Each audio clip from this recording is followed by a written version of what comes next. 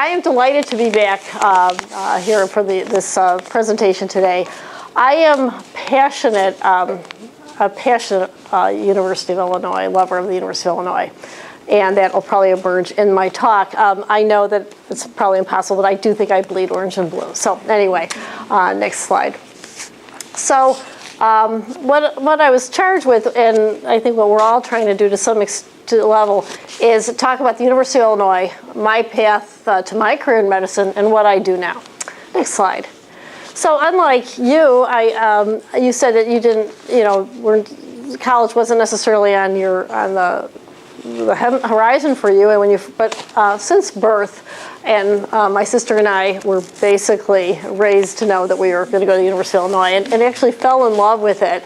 I'll never forget when my sister was 16 and I was 14, my parents drove down from Highland Park, Illinois, where my dad worked at Abbott, as an instrument engineer, and my dad is class of 48, electrical engineering here. Anyway, I-57 wasn't open yet. Has anybody driven from the North Shore suburbs? Can you imagine not driving on I-57? The car overheated a couple times. I remember my dad changing water in the radiators and all that. Anyway, needless to say, my sister came down, and I was the 14-year-old sitting behind it. I just fell in love. I just fell in love with this university, and I've loved it ever since. And it was on many levels, but I'm just so absolutely proud and delighted to live here now. Next slide. What about my inspiration? You talked about 8th grade. So when I was in 7th grade, there was Bell Labs had come out with this show called Hemo the Magnificent. And I was a very average student at Elm Place Junior High School in 7th grade in Highland Park, and kind of getting C's in xylem and phloem, all you botanists and biologists. And we had a test on, he showed this movie about hematology and about the blood flow. And I was riveted. And then we had a test on the human body. And I remember turning the paper over. I got 100 on it. I never got 100 on a science test in my life. And at that moment, I thought, I'm going to be a doctor. And I really meant it. That was true. I saved one slide, though, just to show you how times have changed. Next slide. Here's a slide from the show. This is Dr. Research. What's wrong with this picture? This is Dr. Research, and he was smoking a cigarette. It was just too much. Anyway, times have changed. But anyway, this movie is just wonderful. It talks about the blood flow. Next slide. Much like yourself, I actually felt I did have some aptitude. I love science. I love especially life sciences, and life sciences was what it was called. It wasn't as good of a mathematician as you, but I clearly had realized at that point that I actually had. So the aptitude is important, and you have to like science. The next slide.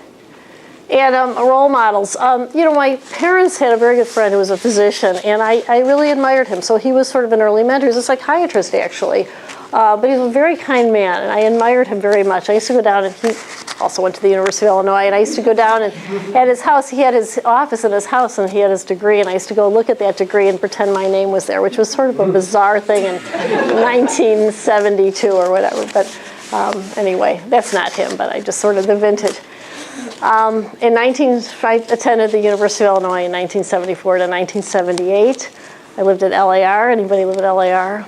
I was a resident advisor when there was still non-viz. They had non-visitation floors up on the 4th floor, and I snuck my lab partner upstairs one night. I did that.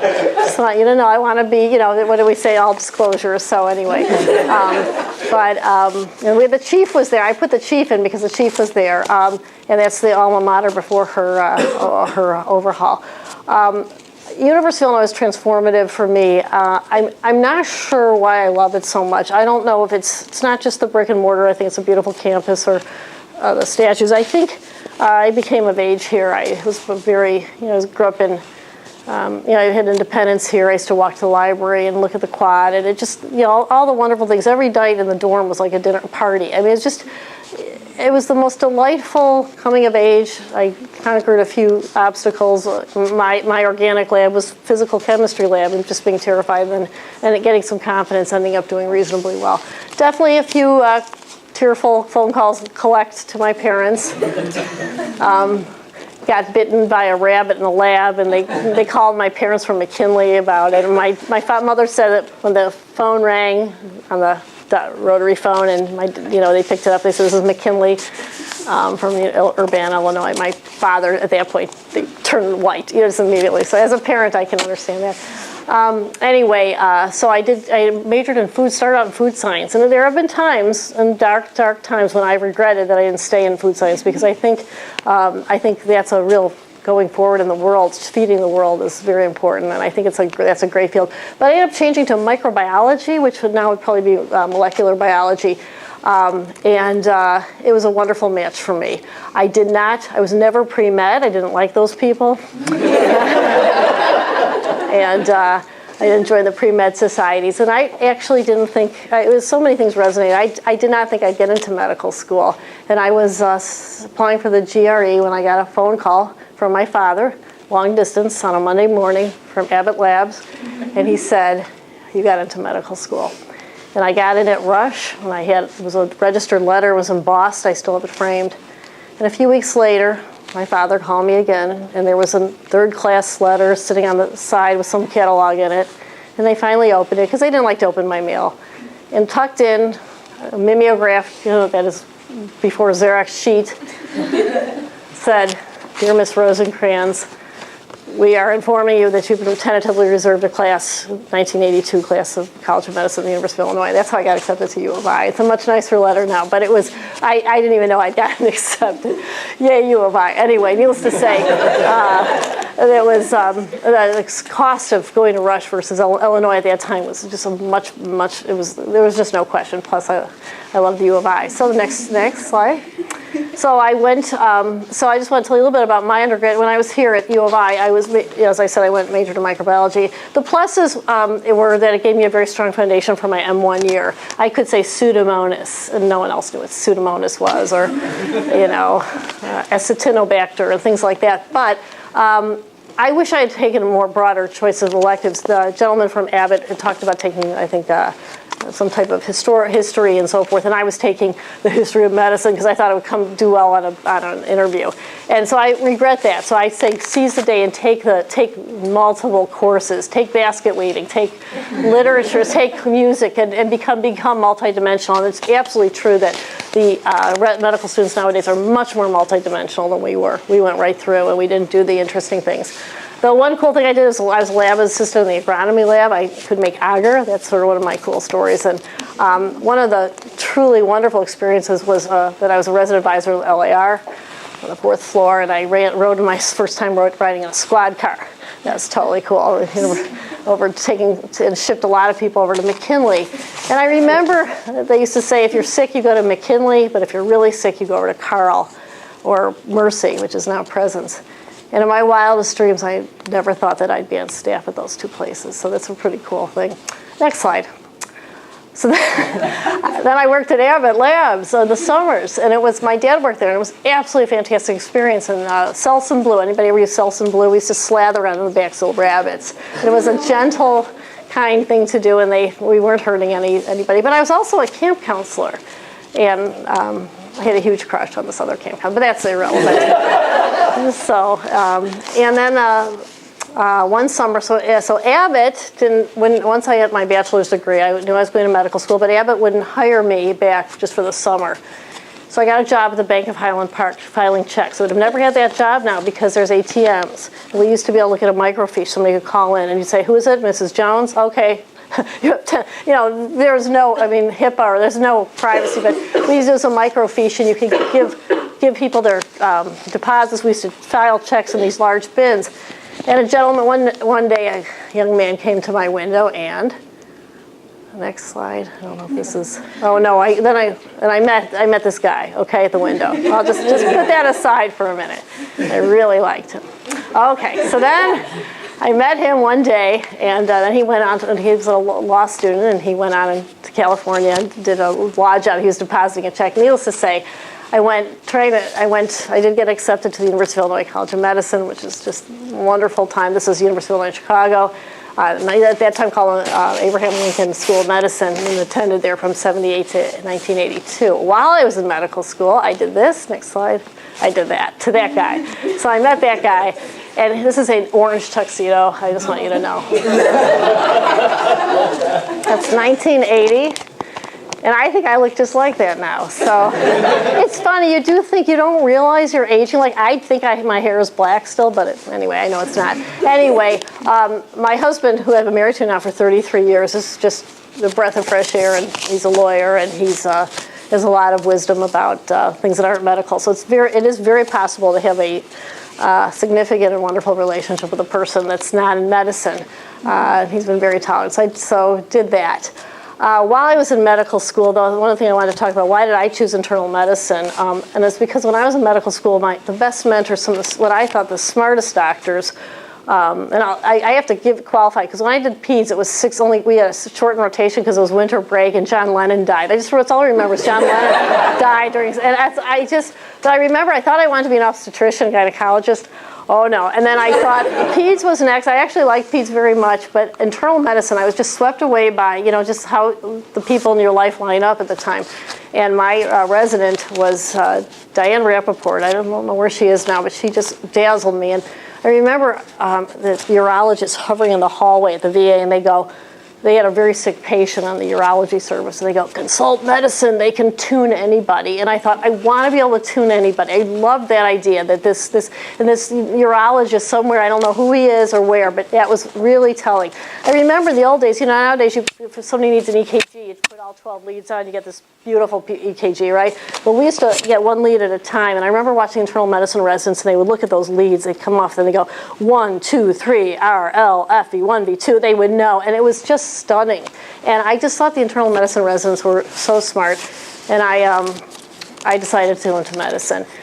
So I'd already gone to undergrad at the University of Illinois. I went to medical school at the University of Illinois, so just to be a little different, I chose to do my residency at the University of Illinois. Okay. So this is 1980. This building was put up in 1980. I remember it was the new hospital. I remember the first code in the hospital. I remember when they would bring patients from the old hospital, my research, across the street into the new. This was the new hospital. It's funny now. It's a little bit shabby now, and they talk about it. It's opened in 1980, and I did my internal medicine residency there, and could bend your ear with some crazy stories like going to Hines VA, because we didn't have all the CAT scans. We had one CAT scan, so we'd be over at the VA, and somebody needed a CAT scan, so we put this encephalopathic patient with liver disease, and he kind of was out of it, and he was in an ambulance, and we had to eat dinner, so we stopped at McDonald's. I mean, off the record. Anyway, so but I had a wonderful, and then next slide. My start of career path in academic internal medicine. I recognized that I wanted to work in a teaching setting with medical students and residents. I love medical students. I did not favor one particular specialty either. I liked nephrology, but there was nothing one particular specialty. I think when I was in 1985, when I finished my residency, being a subspecialist wasn't quite as hot as it is now. Now everybody becomes a subspecialist or a hospitalist. There was no such thing as a hospitalist in 1985. The model was you rounded on your patients, you went to your office, you went back. This notion of hospitalist was absolutely new. They had just started to have family medicine. They just started to have emergency department room emergency medicine as a fellowship. We're thinking about starting a family and having some flexibility in my life. So. Next slide. Let's see. I was, just how things line up. I became aware that they were looking for a fourth-year chief resident at Illinois Masonic, and I became their fourth-year chief resident. That was one of the most stunning experiences in terms of scheduling, education, medical education. Oh, it's what I said about the patient at McDonald's. Anyway, so. This was an incredible learning curve for me in terms of working with students, residents, being a liaison, scheduling, some budgeting work. And because I was there, it evolved that next slide, I was able to work, this is the 1980s, women's health sort of came up. People were realizing that a lot of studies hadn't involved women, and women's health centers started to pop up. And I don't know if they're as popular now, but primary care for women. That was challenging for me because I'd trained at the VA and the university. We didn't have a lot of female patients. I completely was untrained on using birth control pills and contraception, lots and lots of Pap smears and so forth. I was employed in a physician group. I was part-time, which worked out. We both had inpatient and outpatient, and then a lot of challenges because of balancing home, child care, and work. And I think that's one thing that won't change. However, I was affiliated with the University of Illinois, the College of Medicine, so I had consistent work with medical students and residents, and that started to become a common denominator. Next slide. And so I did this. So can we just talk about my son, Alan Hall, who was a resident advisor at Alan Hall, and I had to explain to him what it meant that ground south is the highest floor in the, on the university back in 1982. Anyway, my son is a senior here now. Anyway, but my girls, and so I had my 3 children who, and this is a recent picture, but balancing that is challenging, but I was able to do it by being somewhat part-time. Next slide. And then I had a lateral move from city to the suburbs. My commute went from over an hour to 20 minutes, so commute time is really something to think about. Continued challenges of balancing home. At St. Francis, I still had medical students from U of I and residents, so I continued in that. And next slide. And we purchased our practice, so that was this huge business model that I had no training. Take a business class, you guys. Take accounting and business. It's just so helpful. We had to learn all sorts of things, and to this day, it's just a tremendous source of weakness for me. Our practice eventually broadened to include men. As I said, we bought the practice. Very challenging time in my life in the early 2000s. Continued to work with medical students and residents. Was starting to get restless. I was feeling like I wasn't going anywhere in my personal life, in my professional life, and that I was sort of stagnating in private practice. Next slide. And so I was looking for personal growth and change. I recertified in internal medicine, even though I was grandfathered in. I did a mobile medical van, which was fascinating, and I actually considered leaving clinical medicine for a job in safety and pharmacovigilance at Abbott, and I interviewed there. I swear to God, I interviewed at Abbott, and I was very impressed, and it was really torn, but I got the chairman of general internal medicine offered me a faculty position at UIC, and I thought, you know what, it's now or never. Go back and dive in one more time and to do some really, so just to be, I'd been at U of I all this time, and I went back. So next slide. I went back to the University of Illinois, and I was there from 2005 to 2012. Here's Team A, was rounding with just, I love the diversity there. I think we had about 5 different countries and languages, and it was a typical day on the wards. I wish that picture came out better. It's one of my favorite shots of just rounding. It was a spontaneous turnaround, and we were just rounding with the Pharm D, with the nurses, with medical students. A fantastic time in my life. Next slide. And it was new and diverse, first experience with electronic medical records, which was mind-boggling for me. Outpatient clinic, inpatient adult medicine, clinical research using electronic medical records. Very involved at that point as the ambulatory site director, evaluations, letter of recommendations, student-run clinic, remediation, and working with the residents. And then, next slide. My husband, who is a lawyer, he had a wonderful opportunity to retire, a wonderful retirement package. I began to rethink. So I'd spent 25 years in intense clinical medicine, and I was getting restless again. This is another 7 years have passed. My son's been started decided to semi-retire. I was getting tired of all the regulations. A lot of regulations in medicine, lots and lots, and primary care is very difficult. And I started to get a little restless. And next slide, I can't remember. I took a corporate job for a while, so I went very part-time in Illinois, and I got a job doing. I wanted to see what it was like. I wanted to wear pantyhose and carry a briefcase for a few weeks, and I did. I put a briefcase in this picture. I actually went downtown on the train and went down to Michigan Avenue, and I did this, and it was fabulous. This job, we did chart review summary. This massively improved my computer skills, data mining, learned about business side of medicine. It's an incredible opportunity that came my way. A headhunter call. I had answered some headhunter thing, and that was but using my clinical skills, but no direct patient contact. And I was still dabbling it a little bit. I was covering the clinic at U of I a little bit, and then I got a master's degree in public policy at National Louis University in Chicago, because I just felt like I wanted to broaden my career. I was in my early 50s, and it was time to, medicine wasn't doing it if I was restless, okay? I started restless and wanted to do more, wanted to touch, like the gentleman from Abbott said, just touch more lives. And maybe you can do so with doing something in a political venue, maybe get involved with the Illinois State Medical Society and so forth. I needed to get some policy skills. I had such little social. This is because I didn't take enough stuff at Illinois when I was an undergrad, but this was a tremendous learning experience for me. Next slide. And then my sister, who works at AbbVie, who was somehow found this position for internal medicine residency program director at the University of Illinois in Urbana-Champaign. And she sent it to me. I said, oh my gosh, they'll never take me. And I sent them my resume. It was in 2012, and I did a Skype interview, just much like we did with this gentleman. And about 2 days later, Dr. Marshall sent me an email. He said, we'd like to have you come do a site visit. I love coming to the U of I. Barely got down here anymore. Was so seldom at U of I. And I forwarded to my husband. I wrote just in big capital letters, road trip, with a million exclamation marks. So I came home from work that day, and I said to my husband, Warren, I said, what do you think of my email? He said, what email? I didn't get it. I was like, oh, I must have blah, blah, blah. I had pressed reply.